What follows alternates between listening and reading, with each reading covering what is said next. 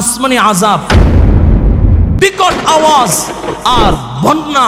বড় আফসোসের সাথে বলতে হয়, মুসলিম কান্ট্রি শতকরা 100%-এর ভিতরে 100%ই মুসলিম, সেখানে হিন্দুদের জন্য একটা মন্দির উদ্বোধন করেছে। ভারত থেকে মোদী সরকারকে নিয়েছে, নাচানাচি, বিভিন্ন গান, বিভিন্ন উৎসব পালন করেছে। এর মাথায় অনুষ্ঠান শেষ না হতে হতেই আসমানি আযাব, বিকট আওয়াজ আর বন্যা হয়ে মানুষের ঘর বাড়ি সব তলায় গেছে। বলে এমনকি যেই দুবাই আন্তর্জাতিক বিমানবন্দর, যাকে বিশ্বের 1 নম্বর বিমানবন্দর বলা হয়, বলে একদিনে 1200 ফ্লাইট বাতিল হয়েছে। এত পরিমাণে বিমান আপডাউন ওখান থেকে আপডাউন করে, তাই সেই বিমানবন্দর পর্যন্ত তলায় গিয়েছে। তা যেই কথা বলতেছিলাম, যখন ইনসাফ থাকবে না, আসমানি আযাব শুরু হয়ে যাবে। ইনসাফ থাকবে না, আসমানি গজব শুরু হয়ে যাবে। ইনসাফ থাকবে না, অভাব অনটন শুরু হয়ে যাবে। ঠিক কিনা জোরে বলেন?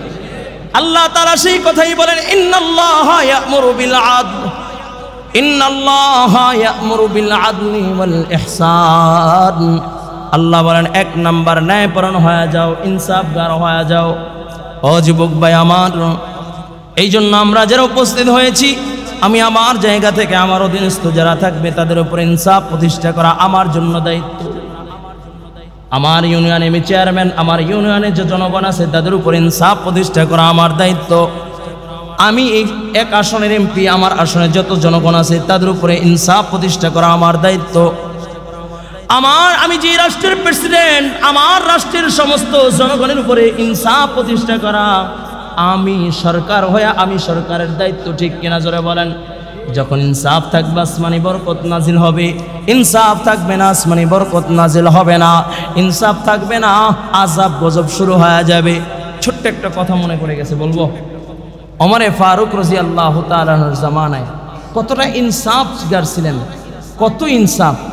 ওমরে ফারুক রাদিয়াল্লাহু তাআলা আনহু একদিন কলসি ভরায়া, কলসি এরকম কলস ভরায়া পানি নিয়ে আসতেছে। পথের ভিতরে একজন ডাক দিয়েছে, ও খলিফাতুল মুসলিমিন, আপনার সাথে আমার একটু কথা আছে। কি বলেন? আপনার সাথে আমার সাথে একটু কথা আছে। তো ওমর রাদিয়াল্লাহু তাআলা আনহু বলেন, বলো। তো কলসিটা হাতের ভিতরে নিয়ে এরকম ধরে রাখছে। লোকটা ডাক দিয়ে বলতেছে, কলসিটা আপনি জমিনের ভিতরে রাখেন, এরপরে কথা বলি। কলসির নিচের অংশ হলো ভিজা, আমি যদি জমিনের ভিতরে রাখি তাহলে যার জমিনে রাখবো তার জমিনের মাটি আমার কলসের সাথে চলে যাবে, তাহলে তো আমি তার উপরে জুলুম করলাম। সুবহানাল্লাহ কন্যা, আর জোরে কন্যা সুবহানাল্লাহ। এই জন্য আমাদের দোয়া তো এখন কবুল হয় না।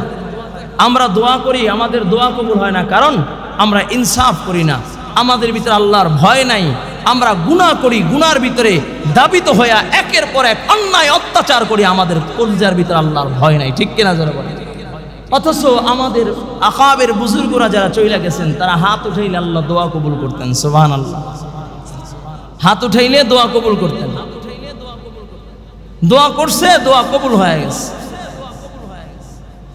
রাসূলের 2 জন সাহাবী উহুদের যুদ্ধে যখন যুদ্ধের দামামা বেজে যায়, 2 জন সাহাবী যুদ্ধের উদ্দেশ্যে রওনা করেন। হযরতে সাদ বিন আবি ওয়াক্কাস রাদিয়াল্লাহু তাআলা আনহু, আব্দুল্লাহ ইবনে জাহাশ রাদিয়াল্লাহু তাআলা আনহু, 2 জন সাহাবী। তে একজন অপরজনকে ডাক দিয়া আব্দুল্লাহ ইবনে সাদ বিন আবি ওয়াক্কাস রাদিয়াল্লাহু তাআলা আব্দুল্লাহ ইবনে জাহাশকে ডাক দিয়ে বলেন, ভাই, আমরা তো যুদ্ধের ময়দানে যাচ্ছি, চলো আমরা একটু দোয়া করে নিই। দেখেন না, দাওয়াত ও তাবলীগের ভাইরা যখন গাছতে বের হয়, তখন গাছতে বের হওয়ার আগে একটু মিলিয়া তার দোয়া করে। কই ভাই একটু দোয়া করি। কিছু কিছু সময় আছে যে সময়গুলো দোয়া কবুল হয়। সুবহানাল্লাহ কন্যা। তো আব্দুল্লাহ ইবনে জাহাশ বলেন, ঠিক আছে আমরা দোয়া করে নিই। তো 2 জন হাত উঠেছে, একজন দোয়া করছে আর সে আমিন আমিন বলতেছে, আবার আরেকজনে দোয়া করছে, আমিন আমিন বলতেছে। কিন্তু যে দোয়া করছে, দোয়া আস্তে আস্তে মনে মনে, জোরে না, না শুনে। সাদ বিন আবি ওয়াক্কাস ডাক দিয়া বলেন, ভাই কি দোয়া করেছো? একটু জানতে মনে চায়, আমি একটু জানতে চাই কি দোয়া করেছো, বা আমি কি দোয়া করেছি, তুমি আমিন আমিন বলছো, একটু শুনে নাও। আব্দুল্লাহ ইবনে জাহাশ বলেন, ভাই হ্যাঁ জানা যেতে পারে, কি দোয়া করেছি, কি দোয়ায় আমরা আমিন আমিন বললাম, একটু দেখি কে কি দোয়া করেছি। সাআদ বিন আবি ওয়াক্কাস বলেন, আমি যখন হাত উঠাইলাম আমি দোয়া করছি, আল্লাহ ওগো মালিক, আয় আল্লাহ, যুদ্ধের ময়দানে যখন কাফেরের বিরুদ্ধে আল্লাহ মোকাবেলা শুরু করে দিব, তখন আমার সামনে তুমি এমন একজন কাফেরকে দাঁড়া করায় দিবা যে দেখতেও খুব শক্তিশালী পালোয়ান, তার সম্পদ বেশি, এমন একজন কাফেরকে আমার সামনে দাঁড়া করায় দিবা। আমি তাকে কতল কইরা হত্যা কইরা শহীদ বেশে আমি মদিনার উদ্দেশ্যে যাইতে চাই। আমি বিজয়ের বেশে আমি গাজী হইয়া মদিনার বেশে মদিনার উদ্দেশ্যে রওনা করতে চাই। আয় আল্লাহ, শুধু তাই না, তার সম্পদগুলো দিয়ে আমি নিজেও উপকৃত হব, মদিনার মুসলমানও উপকৃত হবে। এই দোয়া করেছি। আব্দুল্লাহ ইবনে জাহাজ বলেন, ভাই চমৎকার দোয়া করেছ। সাআদ বিন আবি ওয়াক্কাস ডাক দিয়া বলেন, ভাই তুমি কি দোয়া করেছো একটু বলে যাও। আব্দুল্লাহ ইবনে জাহাজ বলেন, ভাই আমি দোয়া করেছি, আর তুমি যখন আমার দোয়ায় আমিন আমিন বলেছ, আমি তখন আল্লাহ তাআলাকে ডাক দিয়া বলেছি, আল্লাহ ওগো মালিক, আয় আল্লাহ, যুদ্ধে একদল হইল ইমানদার, একদল হইল মুসলমান, আর একদল হইল বেঈমান কাফের। আয় আল্লাহ, কাফেরের বিরুদ্ধে মুসলমানদের লড়াই, এই যুদ্ধের ভিতরে কিছু আল্লাহর বান্দারা শাহাদাত বরণ করবে, কিছু আল্লাহর বান্দারা দ্বীনের জন্য রক্ত ঝরাইবে, কিছু আল্লাহর বান্দারা শহীদের শাহাদাত বরণ করিয়া শাহাদাতের শরাব পান করবে। আয় আল্লাহ, আমি আব্দুল্লাহ ইবনে জাহাশ, আমার দিলের তামান্না, আয় আল্লাহ, এই যুদ্ধে যারা শহীদ হবে তাদের বিরুদ্ধে, তাদের পক্ষে আমাকেও শহীদ হিসাবে তোমার কাতারে গণ্য করিও আল্লাহ। শুধু তাই না গো আল্লাহ, আয় আল্লাহ মালিক, আমি যখন শহীদ হিসাবে তোমার সামনে দাঁড়াইব, শুধু সাধারণ শহীদ নয়, এমন একজন শহীদ তুমি আমাকে বানাইও যাকে মসলার শহীদ বলা হয়, যার হাত থাকবে না, পা থাকবে না, গর্দান থাকবে না, নাক কান কাটা অবস্থায় আল্লাহ তুমি আমাকে দাঁড়া করাইবা। কারণ হইল কাল কিয়ামতের ময়দানে যখন তোমার সামনে বান্দাগুলো দাঁড়াইবে, আল ইয়াউমা নাখতিমু আলা আফওয়াহিহিম ওয়া তুকাল্লিমুনা আইদিহিম ওয়া তাশহাদু আরজুলুহুম বিমা কানু ইয়াকসিবুন। কাল কিয়ামতের ময়দানে যখন আয় আল্লাহ বান্দা বান্দিগুলো যখন তোমার সামনে দাঁড়াইবে, জবান বন্ধ হয়ে যাবে, আয় আল্লাহ হাত তার বিরুদ্ধে সাক্ষী দিবে, চোখ তার বিরুদ্ধে সাক্ষী দিবে, অঙ্গ প্রত্যঙ্গগুলো একটা একটা তার বিরুদ্ধে সাক্ষী দিবে। আয় আল্লাহ, উহুদ প্রান্তরে তুমি যে আমাকে শহীদ করবা, আয় আল্লাহ যেন আমার হাত কাটা অবস্থায়, পা কাটা অবস্থায়, গর্দান কাটা অবস্থায় যেন আমি আল্লাহ তোমার সামনে দাঁড়াইতে পারি, যেন আমার হাত আমার বিরুদ্ধে সাক্ষী দিতে না পারে, আমার পা আমার বিরুদ্ধে সাক্ষী দিতে না পারে, আমার চোখ আমার বিরুদ্ধে সাক্ষী দিতে না পারে, আমার অঙ্গ প্রত্যঙ্গগুলো যেন আমার বিরুদ্ধে সাক্ষী না দিতে পারে। কারণ মওলা আমি তো আপনাকে ভয় পাই। ও বাবা ভালো করে শোনো, আল্লাহ তাআলা বলেন, ওয়ালিমান খাফা মাকামা রাব্বিহি জান্নাতান। আল্লাহ তাআলা বলেন, কাল কিয়ামতের ময়দানে যাদের কলজার ভিতরে থাকবে আল্লাহর ভয়, যাদের হৃদয়ের ভিতরে থাকবে আল্লাহর ভয়, যাদের কলজার ভিতরে থাকবে জাহান্নামের ভয়, এমন ব্যক্তি যখন কাল কিয়ামতের ময়দানে দাঁড়ায় যাবে, আল্লাহ পাক রব্বুল আলামিন তাকে দুইটা জান্নাতের মালিক বানায় দিবে। বলুন সুবহানাল্লাহ, আর জোরে বলুন সুবহানাল্লাহ, আওয়াজ করে বলুন সুবহানাল্লাহ। وأما من خاف مقام ربه جنتان, যাদের কলজার ভিতরে আল্লাহর ভয় আছে, আল্লাহ তাদেরকে দুইটা জান্নাতের মালিক বানায় দিবে। বলেন সুবহানাল্লাহ। আব্দুল্লাহ ইবনে জাহাজ বলেন, আমি আল্লাহর ভয় নিয়ে আমি দোয়া করেছি, আল্লাহ আমাকে এমন একজন শহীদ বানাইবা আল্লাহ, যার হাত থাকবে না, পা থাকবে না, গর্দান থাকবে না, চক্ষু থাকবে না। আয় আল্লাহ, মসনার শহীদ কয়ে উহুদ প্রান্তরে কিছু কিছু আল্লাহর বান্দা, নবীর কিছু সাহাবী যারা এমনভাবে শহীদ হয়েছে, তাদের ভিতরে একজন নবীর কলিজার টুকরা, নবীর চাচা আমির হামজা রাদিয়াল্লাহু তাআলা আনহু। কয় আমির হামজা এমনভাবে শহীদ হয়েছে, বলে আমির হামজার গর্দান কাটা অবস্থায়, হাত অঙ্গ প্রত্যঙ্গগুলো কাটা অবস্থায়, এমনকি আমির হামজা রাদিয়াল্লাহু তাআলা আনহুর বলে যে গর্দান আছে, এই গর্দানগুলো কাইটা কাইটা, হাত পাগুলো কাইটা কাইটা সেলাই কইরা তারপরে হিন্দা তার গলার মালা বানাইছে। শুধু তাই না, আমির হামজা নবীর চাচার কলিজা চাবায়া চাবায়া, শুধু তাই না, নবীর চাচার মাথার খুলিগুলো চাবায়া চাবায়া পান করেছে, খেয়েছে। নবী আমার ডাক দিয়া বলে, এত নিষ্ঠুর কিভাবে হয়? যেই চাচা আমাকে এত মোহাব্বত করতো, আমাকে এত ভালোবাসতো, সেই চাচার কলিজাটা পর্যন্ত চাবায়া চাবায়া খেয়ে ফেলছি। আব্দুল্লাহ ইবনে জাহাজ বলেন, আমি আল্লাহর কাছে দোয়া করছি, আল্লাহ এমন একজন শহীদ আমাকে বানাইবা যে কাল কিয়ামতের ময়দানে অঙ্গ প্রত্যঙ্গবিহীন তোমার সামনে দাঁড়াইবে। যুদ্ধ শুরু হয়ে গেল। উহুদ প্রান্তরে কিছু আল্লাহর বান্দা নবীর সাহাবীরা শাহাদাত বরণ করেছে। 70 জন সাহাবী শাহাদাত বরণ করেছে। আল্লাহর নবীর সাহাবী হযরতে সাআদ বিন আবি ওয়াক্কাস রাদিয়াল্লাহু তাআলা আনহু বলেন, আমি যেমনি ভাবে দোয়া করেছি, আল্লাহ তাআলা আমার দোয়াটা সেইভাবেই কবুল করেছি। আমি ঠিক যুদ্ধের ময়দানে এমন একজনের বিরুদ্ধে আমি লড়াই করলাম, তাকে আমি হত্যা করে দিলাম, তার সম্পদের মালিক আমি হইলাম, গনিমতের মাল থেকে আমি উপকৃত হলাম, মদিনার সাহাবীরা উপকৃত হলো। কিন্তু আমার চোখের সামনে আমার ভাই যে দোয়া করেছে, ওই দোয়ার কথা স্মরণ করিয়া কিয়ামত পর্যন্ত, মৃত্যু পর্যন্ত আমি যতদিন বেঁচে থাকবো আমার মনের আফসোস আর দূর হবে না। কারণ হলো আমার ভাই দোয়া করেছে, আমার দোয়া কবুল হয়ে গেছে, আমার ভাইয়ের দোয়া কবুল হয়ে গেছে। আমার ভাই দোয়া করেছে, আল্লাহ তুমি আমাকে এমন শহীদ বানাও, আমার অঙ্গ প্রত্যঙ্গবিহীন যেন তোমার সামনে দাঁড়াইতে পারি। ঠিক যুদ্ধের পরে দেখলাম আমার ভাই আব্দুল্লাহ ইবনে জাহাশ রাদিয়াল্লাহু তাআলা আনহু তার অঙ্গ প্রত্যঙ্গ টুকরা টুকরা হয়া বলে রব্বে করিমের দরবারে শহীদি মর্তবা লাভ করেছে। আল্লাহু আকবার। এই জন্য তারা দোয়া করলে দোয়া কবুল হয়ে যায়।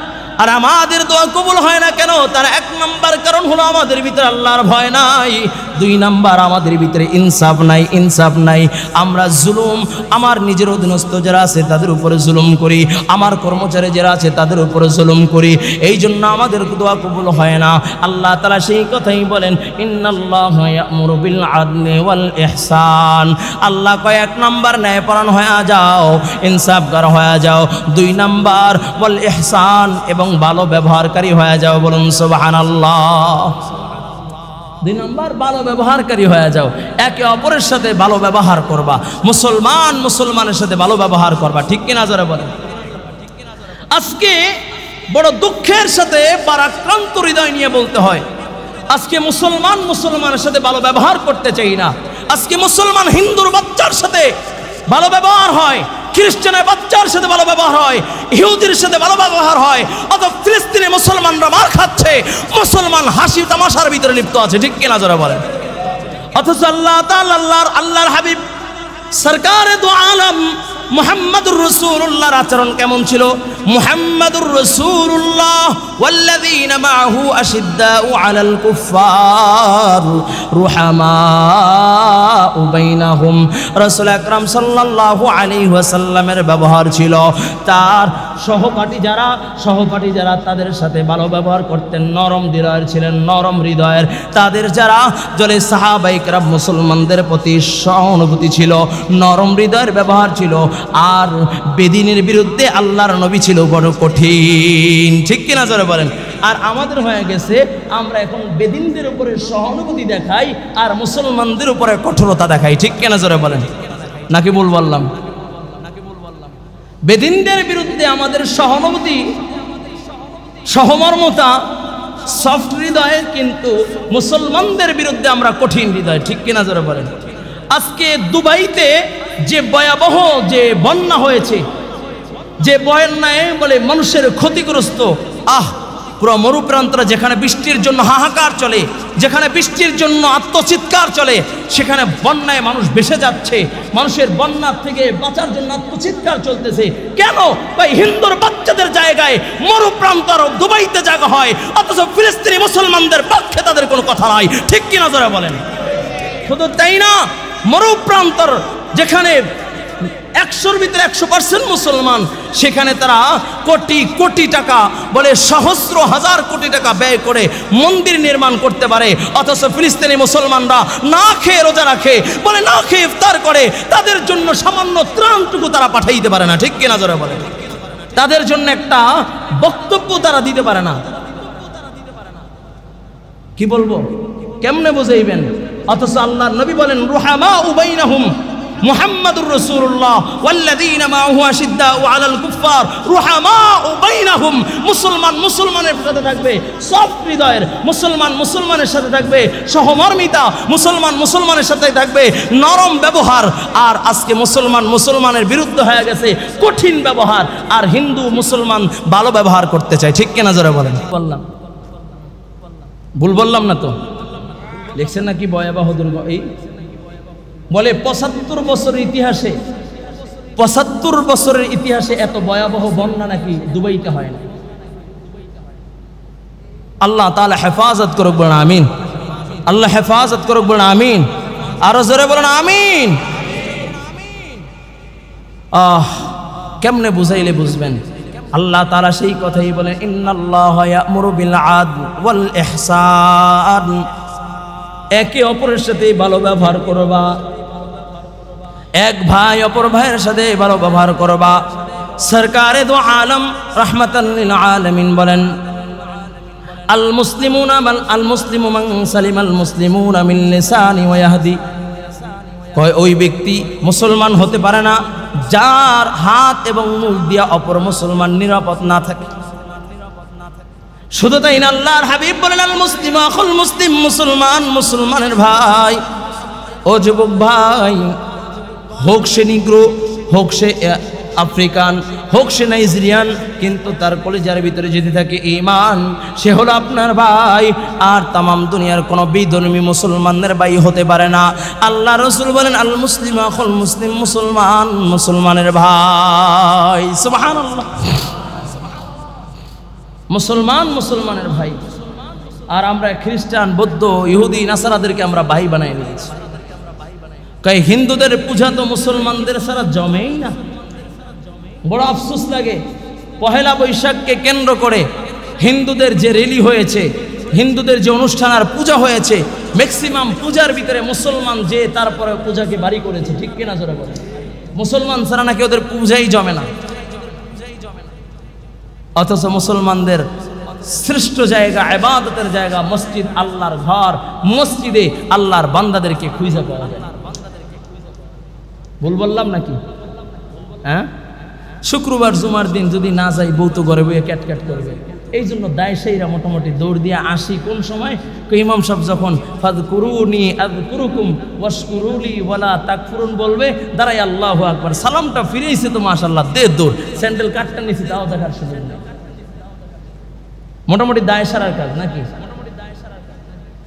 অথচ সাহাবায়ে কেরামের নিজাম ছিল, সাহাবায়ে কেরাম মসজিদে গিয়েছেন, বাসায় বলে অমুকে বাসায় আছে, কয় না। কোথায় গিয়েছে? কয় মসজিদে। কয় আসবে কখন? জানি না।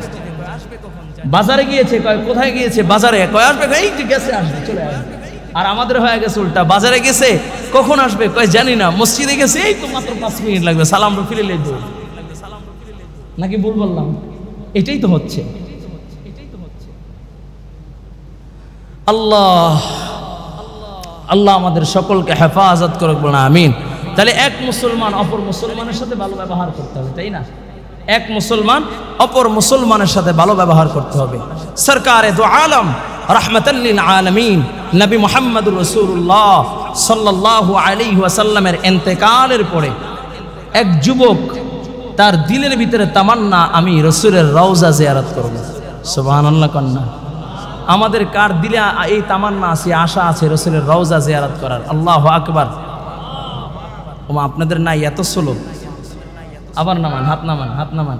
কার কার মক্কা মদিনায় যাওয়ার ইচ্ছা, আল্লাহর ঘর বাইতুল্লাহ তওয়াফ করার ইচ্ছা, আল্লাহর নবীর রওজা জিয়ারত করতে মনে চায়? আল্লাহু আকবার।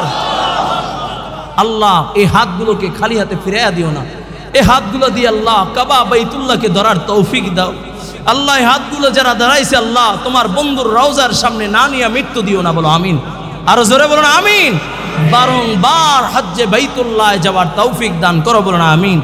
আরে ভাই, যদি আমি বলি হাজী সাহেব আপনার বাসায় আমি আজকে দুপুরে খাবো, আপনি কি আমার রাইখা যাইবেন? হ্যাঁ, চক্ষু লজ্জায় হইলেও তো খাওয়াইবেন। কি বলেন? চক্ষু লজ্জায় হইলেও খাওয়াইবেন না? যদি বলিস দুলাভাই আপনার বাসায় আজকে দুপুরে আমার খাওয়াইবেন, চক্ষু লজ্জায় বাসায় কিছু নাই, কমাস কম এই হুজুরে আসতেছে একটা ডিমবাজি করো, কি কন? চক্ষু লজ্জা হইলেও খাওয়াইবেন। আর যদি চোখের পানি ছাইরা আল্লাহ তোমার ঘরে কি আমাকে নিবা না? টাকা লাগবে না, দৌলত লাগবে না, সম্পদ লাগবে না, আল্লাহ নিয়ে যাইব। সুবহানাল্লাহ কন না? অটোমেটিক নিয়ে যাইব। কারণ দুনিয়ার ঘরে যদি, মানুষের ঘরে যদি যাইতে চাইলে সে যদি আপনাকে আমাকে রাইখা না যায়, তো আল্লাহর কাছে চাইলে আল্লাহর ঘরে কেন নিবে না? আল্লাহু আকবার। হজ করতে আর উমরা করতে টাকা লাগে না, দিল লাগে, দিল দিল দিল, ঠিক কিনা?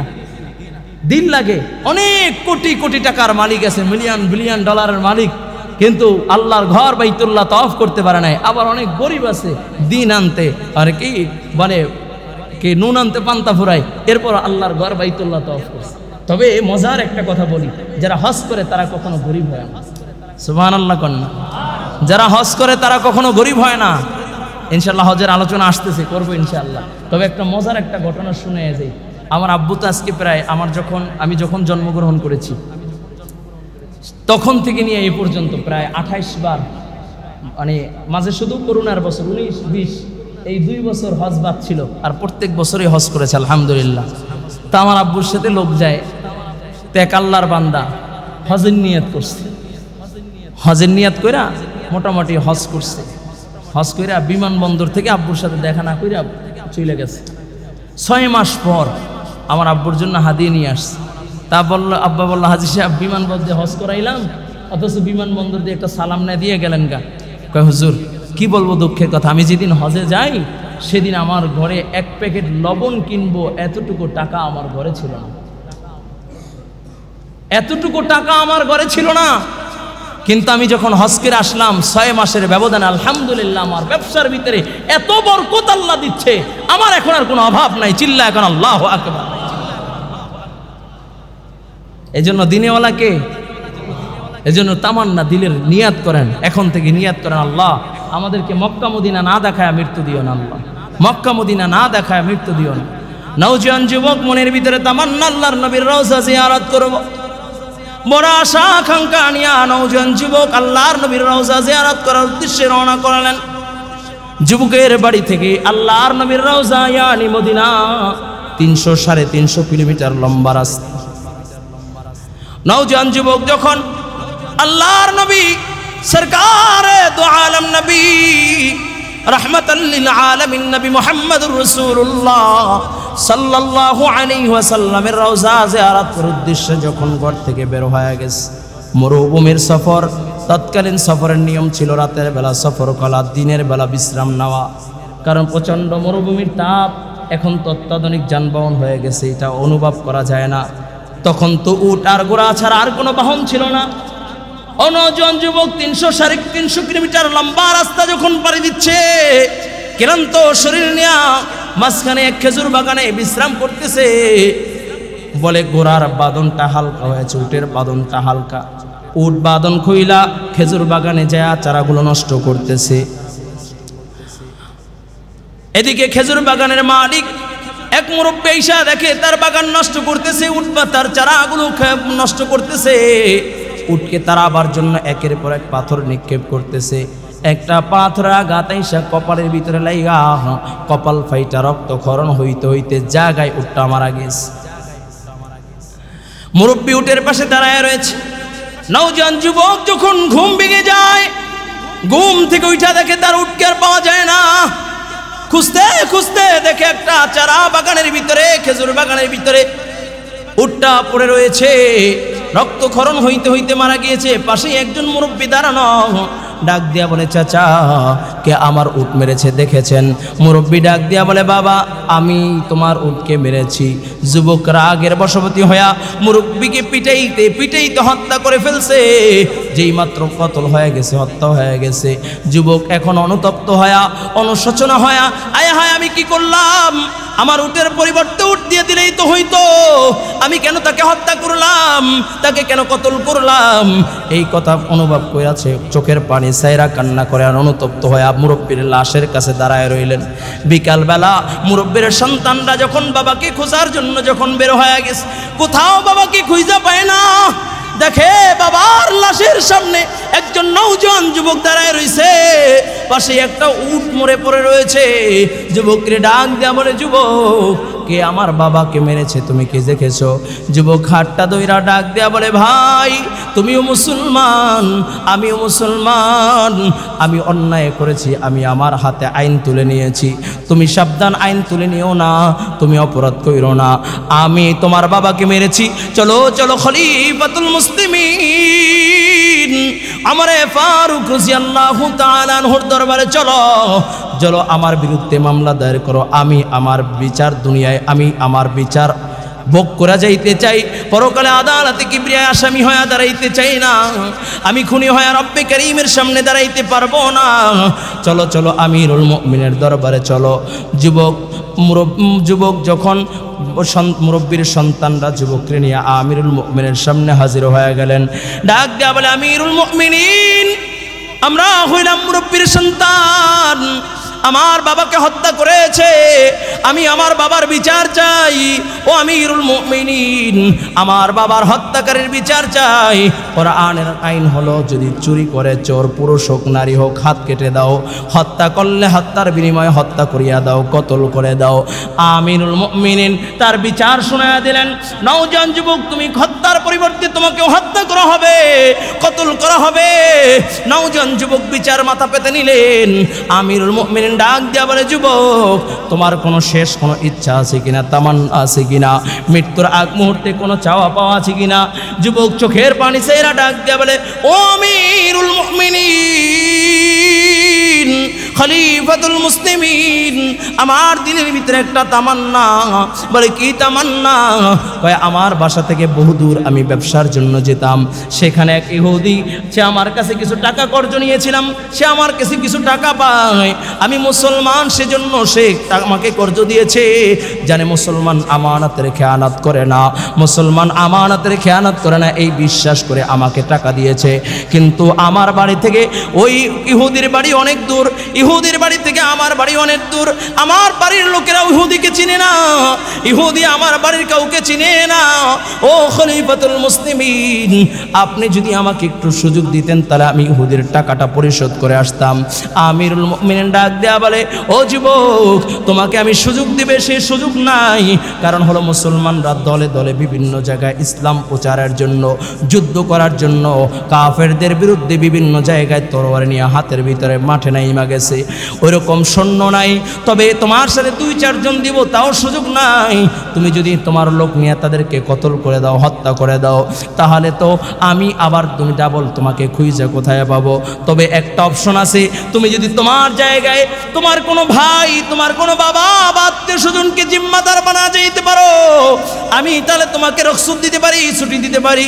নওজোয়ান যুবক ডাক দেয়া বলে আমিরুল মুমিনিন খলিফাতুল মুসলিমিন এ মদিনায় আমার আপনজন বলতে কেউ নাই, এ মদিনায় আমার বাবা নাই, আমার মা নাই। যদি আমার বাবা থাকতো, আমার বাবা চাইতো না আমি আমানতের খেয়ানত হইয়া দুনিয়ার থেকে বিদায় নেই, আমার ভাই চাইতো না আমি আমানতের খেয়ানত কইরা দুনিয়ার থেকে বিদায় নেই। ও আমিরুল মুমিনিন যেহেতু মদিনায় আমার কেউ নাই, আপনি আপনার বিচারের কার্যক্রম আপনি চালায়া যান। এমন সময় ওই মাজমায় একজন 2টা হাত উঠায় বলে ও আমিরুল মুমিনিন আমি আমার ভাইয়ের জিম্মাদার হয়ে গেলাম। আল্লাহু আকবার। আমিরুল মুমিনিন তাকা দেখেন রাসূলের একজন প্রিয় সাহাবী হযরতে আবু যর গিফারি রাদিয়াল্লাহু তাআলা আনহু, হযরতে আবু যর গিফারি খাদেমে খৈরুল বশর মুস্তাফা की खदमतों से जिंदगी भर ना बनाया अपना घर। कहे अमीरुल मुमिनीन আমি আমার ভাইয়ের জিম্মাদার হয়ে গেলাম। ও আমিরুল মুমিনিন আপনি আমার ভাইকে আমাকে আমার ভাইয়ের জায়গায় জিম্মাদার বানায় দেন। আমিরুল মুমিনিন আবার নতুন করে বিচার লিখলেন, ও যুবক যাও যাও, আগামী মাসের প্রথম জুমায় তোমার বিচার হবে। তুমি যদি মদিনায় আসতে পারো তাহলে তোমাকে বিচার করা হবে, আর যদি তুমি মদিনায় না আসতে পারো তোমার জায়গায় তোমার ভাই আবু যরকে হত্যা করে বিচার করা হবে। যুবক চইলা যায়, আবু যরকে ডাক দিয়া বলে, আবু যর তোমাকে তো জেলখানায় বন্দি করার দরকার নাই, কারণ তুমি তো আবু যর যার সাথে নবীর সাথে বড় সম্পর্ক, জিন্দিগি ভর নবীর খেদমত করতে যা জীবনে কোনোদিন ঘর সংসার করো নাই, তোমাকে জেলখানায় বন্দি করার দরকার নাই। তবে আবু যর যদি তোমার এ ভাই যদি আগামী শুক্রবার প্রথম মাসের প্রথম শুক্রবার যদি মদিনায় না আসে তাহলে তোমার ভাইয়ের জায়গায় তোমাকেই কতল করা হবে, হত্যা করা হবে। দেখতে দেখতে জুমার দিন শুরু হয়ে যায়। ওদিকে নৌজন যুবক ইহুদির টাকা পরিশোধ করে বাড়িতে যায়, ডাক দিয়ে কয়, মা রে মা, জীবনে কত লোকমা খানা আমাকে খাওয়ায় দিয়েছো রে মা, আজকে শেষবারের মতো আমাকে একটু খাওয়া দাও, তোমার সন্তান আজকে বিদায় নিবে রে মা, আর জিন্দিগিতে কোনোদিন তোমার সাথে দেখা হবে না। বাবাকে ডাক দিয়া কয়, বাবা ও বাবা, তোমার বুকে কত মাথা রেখা ঘুমাইলাম, শেষবারের মতো একটু তোমার বুকে মাথা রেখা ঘুমাইতে চাই। ও বাবা একটু দাও, তোমার বুকটা পাইতা দাও, একটু তোমার বুকে মাথা রেখা ঘুমাই। যুবক মা বাবার কাছ থেকে বিদায় নিয়ে গোরার পিঠে সর হয়ে মদিনার উদ্দেশ্যে রওনা করলেন। এদিকে মসজিদ নববীতে জুমার আজান হয়ে যায়। খলিফাতুল মুসলিমিন আমার ডাক দিয়া বলেন, এ জল্লাদ আবু যরকে যে খবর দাও, হয়তো এটাই আবু যরের জীবনের শেষ জুমার নামাজ, আর কোনোদিন হয়তো আবু যর এই মসজিদে নামাজ আদায় করতে পারবে না। জলদি করে যাও, আবু যরকে খবর দাও, আবু যরের ভাই এখন পর্যন্ত মসজিদ নববীতে আসে নাই। এদিকে জুমার নামাজ শেষ হয়ে গেল, আবু যরকে কতল করা হবে, হত্যা করা হবে। মদিনার মানুষগুলো কান্নার রোল বইরা যায়। একজন জান্নাতি সার্টিফিকেট প্রাপ্ত একজন জান্নাতি মানুষ নিরপরাধভাবে তাকে হত্যা করা হবে। সবাই কান্না করতেছে, আবু যর হাসতেছে। ওমর ডাক দিয়ে কয়, আবু যর, সবাই কান্না করে, তুমি কেন হাসো? বলে, আমি হাসতেছি কারণ হইল আমি আমার ভাইয়ের জিম্মাদার হয়ে গেলাম। আমি আমার ভাইয়ের জায়গায় যদি কতল হয়ে যায়, কাল কিয়ামতের ময়দানে সরকারে দো আলম রাহমাতাল লিল আলামিন নবী মুহাম্মদুর রাসূলুল্লাহ সাল্লাল্লাহু আলাইহি ওয়াসাল্লাম আমাকে সুপারিশ কইরা আল্লাহর জান্নাতে নিয়ে যাবে। আমি সুপারিশ পাওয়ার আশায় আমি হাসতেছি। এদিকে এক লোক ডাক দিয়া বলে, আমিরুল মুমিনিন একটু সময়ের জন্য বিচারটাকে অফ রাখেন, কে যেন মদিনার বালুচর উড়ায়া মদিনার দিকে আসতেছে। কাছে আসতে আসতে দেখে ও নওজোয়ান যুবক আমিরুল মুমিনের সামনে হাজির। আমিরুল মুমিন ডাক দিয়া বলে, যুবক এত কেন দেরি করলা? কয়, পথের ভিতরে গোরার জিন পোষ ভাইয়া গেছিল, এই জন্য দেরি হয়ে গেছে। আমার ভাই আবু যরকে নামান, আমি আসামি হইয়া রব্বে করিমের সামনে দাঁড়াইতে চাই না, আমাকে ওখানে চড়া দেন, আমাকে কতল করে দেন, আমার ভাই আবু যরকে নামা দেন। আমিরুল মুমিনিন বুকে নিয়া বলে, ও যুবক, কতল করার দরকার নাই। যেই যুবকটা 300 মাইল লম্বা রাস্তা অতিক্রম করে গুনাহ মাফ করার জন্য আসতে পারে, আল্লাহ তাআলা এমনিতেই তাকে মাফ করে দেয়। যেহেতু মুরব্বীর সন্তানরা বিচার দাবি করেছে, কতল না করেও পারি না। আবু যরকে নামায়া আর একজনকে উঠায়, সবাই কান্দে। একজন জান্নাতি সার্টিফিকেট প্রাপ্ত মানুষ নামায়া আর একজন জান্নাতি মানুষ উঠাচ্ছে।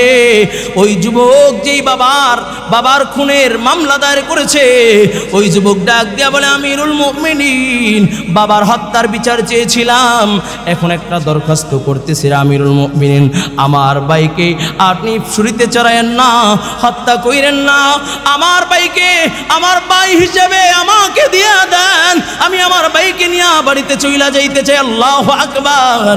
ও যুবক ভাই, এটাকেই বলা হয় ভালো ব্যবহার। আল্লাহ তাআলা সেই কথাই বলেন, ইন্নাল্লাহা ইয়া'মুরু বিল আদলি ওয়াল ইহসান, একে অপরের সাথে ভালো ব্যবহার করো, মুসলমানের সাথে ভালো ব্যবহার করো। ও যুবক ভাই, 1 নাম্বার ইনসাফকার হয়ে যাও, 2 নাম্বার সৎ আচরণকারী হয়ে যাও, ভালো ব্যবহারকারী হয়ে যাও। যদি এই গুণগুলো তোমার ভিতরে আসতে পারে, এই গুণগুলো যদি তোমার ভিতরে থাকে, আল্লাহ বলেন লাআল্লাকুম তাযাক্কারুন, আমি ওয়াজ করলাম, নসিহত করলাম, এই গুণগুলো যার ভিতরে আসবে, আল্লাহ বলেন সেই হলো সফল কাম, আর সেই হলো কামিয়াব। সুবহানাল্লাহ। जो कुछ हुआ या रब तेरे करम से हुआ, जो कुछ होगी या रब तेरे करम से होगी। जुमार दिन चाইলেও লম্বা করার সুযোগ নেই আলোচনা। যে কথাগুলো বলেছি আল্লাহ আমাকে আমাদের সকলকে আমল করার তৌফিক দান করুন, বলে আমিন। এরপরে আরও অনেক লম্বা চড়া আলোচনা আছে, আল্লাহ যদি হায়াতে বাঁচায় রাখেন ইনশাআল্লাহ আগামী জুমা আলোচনা হবে। আল্লাহ আমাদের সকলকে কবুল করুন, সুস্থতার হায়াত দান করুন, বলুন আমিন। যারা সুন্নাত